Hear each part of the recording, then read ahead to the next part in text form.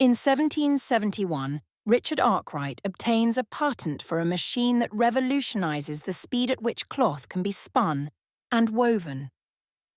This invention is known as the water frame, since it was, you guessed it, powered by water. However, the machine is so large and bulky that Arkwright has to construct a building just to house the machine and the workers who run it.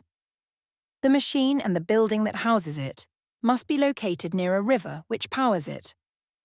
Arkwright is thus credited with building one of the first textile factories in England, although he would later lose a court case and his patent because it was alleged that he stole the idea from one of his workers. The machine spins and weaves cotton so quickly that by 1775, additional workers are needed to run the machines in the factory. And since there are an increasing number of poor families in your region due to the loss of small farms as a result of the Enclosure Acts, people begin moving to your village to work in the factory. With the influx of new people in your village, another church and more shops are needed. Add the following items to your drawing. You have 5 minutes to do so. Draw a water-powered factory positioned near the river. Add 20 new houses for a total of 40. Add an additional church, another pub, and another store.